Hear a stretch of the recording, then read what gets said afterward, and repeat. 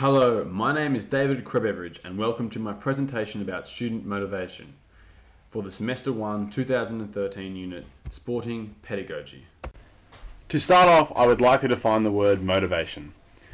It is a state of readiness or eagerness to change, which may fluctuate from one time or situation to another.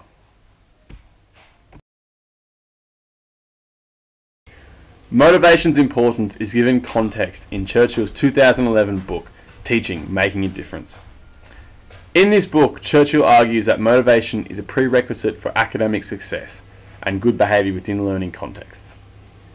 Both of these two are required for positive learning environments to be established and therefore progressive student learning to be developed. Churchill is arguing that motivation is essential for students to develop a deeper understanding with the content, and that without it, learning cannot take place. Churchill goes on further to argue that to develop motivation within a student, teachers must first develop an understanding of the culture that the student brings with them into the classroom. He uses the current generation of students as an example, stating that they see technology as an embedded part of their society, which makes tasks easier, communication stronger, and education far more reaching. Churchill builds on this argument, saying that the influence of computer-based technology has affected the brain development so much so that the brain capacity to be stimulated has been enhanced through its interaction with computers. This enhancement has also brought with it a change in the way the younger generation perceive information, their cognitive functioning and communication styles. Embedded across Churchill's argument is the fact that motivation is strongly linked with the culture that a person is coming from, and that the learning environment built by a teacher should be aware of different cultures that make up the student population within the classroom.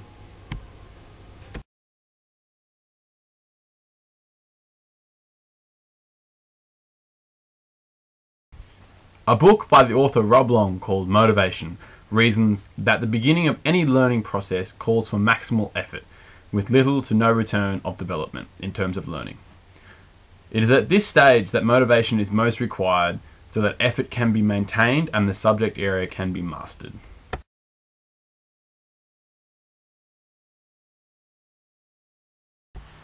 Mr. Long argues that the behaviour a pupil displays when interacting with learning stimulus can be attributed to the pupil's view of their performance, and that they can put their performance success or failure down to an internal or external reason.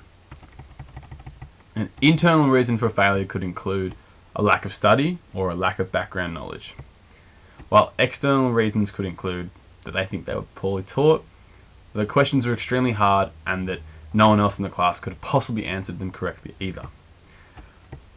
Rob also outlines 3 styles of attributing one's behaviour when dealing with failure. Learned helplessness. Students believe that they will fail no matter how much work they put in. A fear of failure. The embarrassment of failing is not worth risking, and so no effort should be wasted on a road to failure. And lastly, a lack of ability. They believe that they hold a level of ability lower than that is required to achieve a set task, and so little or no effort will be maintained to succeed, and even if success is achieved, they contribute this to luck or the easiness of a challenge.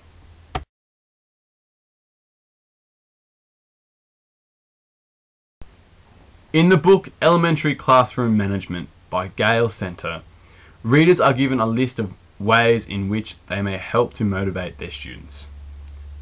She starts by reviewing Maslow's hierarchy of needs, a philosopher who argued that for students to be able to be motivated to learn, they first must have their basic human rights met, such as safety, food, and shelter.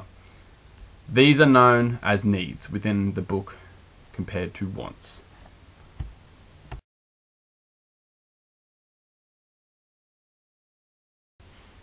Gail goes on to use case studies as examples of how students can be motivated once these basic needs have been met.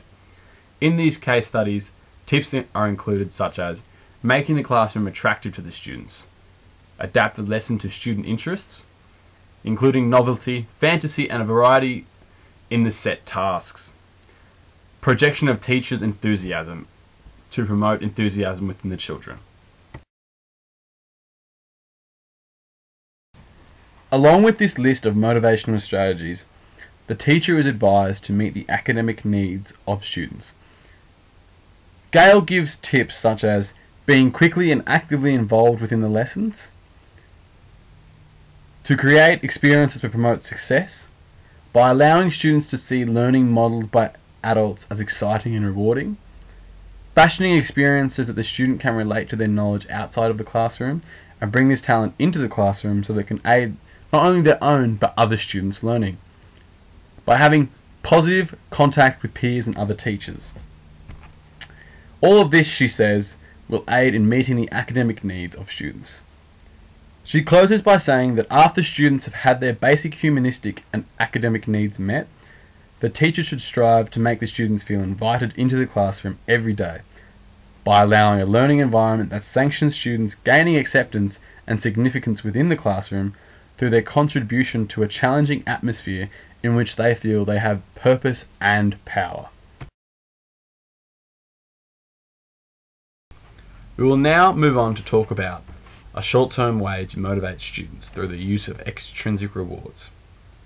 Rewards are discussed in Kay Alderman's books. Motivation for Achievement, Possibilities for Teaching and Learning talks about the effects of extrinsic rewards on intrinsic motivation.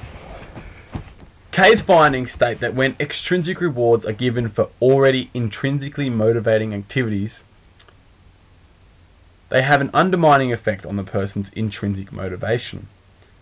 Case studies also show that the controlling effect of rewards removes the development of independence within students in relation to their own learning development. Kay argues that if rewards are to be used, they should be given a context. For example, gaining a first aid certificate after completing the course. This is also another example of good feedback. Rewards are a negative way for a teacher to help develop motivation, as they are promoting the teacher's role in their students' learning. The job of a teacher is to develop students who are eager to learn about and engage with the content within a positive learning environment. To do this, they need to develop motivation within their students so that the student will have this eagerness to advance their own learning and to see this development as pleasing. Barry Zimmerman's book, titled Self-Regulated Learning and Academic Achievement, states that the educational process has an ultimate goal to shift the burden of pursuing their own educational success onto the individual.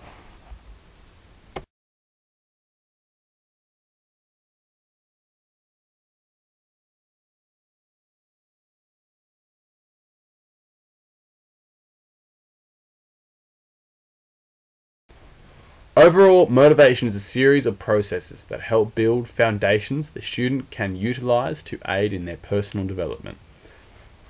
Starting with the recognition of the different cultural characteristics that each student brings with them into the classroom, so that promotion of inclusion can be extended to all of these backgrounds. Because once they begin engaging with topics, they will start to find learning challenging, and this is when the relationship that a teacher builds between the students and themselves will help promote an inclusive and engaging classroom. This type of learning environment will allow students to first become independent learners in groups without teacher assistance and then slowly allow for fully independent learning.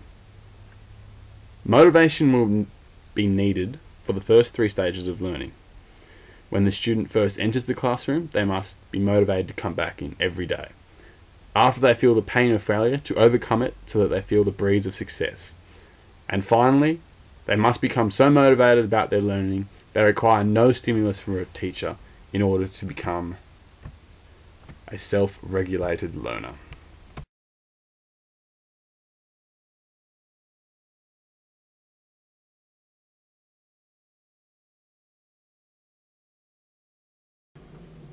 While reviewing the literature of student motivation, I came across a few areas where I think could use some improvement or variation in helping teachers better understand why and how to motivate their students, including the fact that most literature that I came across upon this subject area does not have an adequate amount of examples to help people think through the strategies that are included within the book.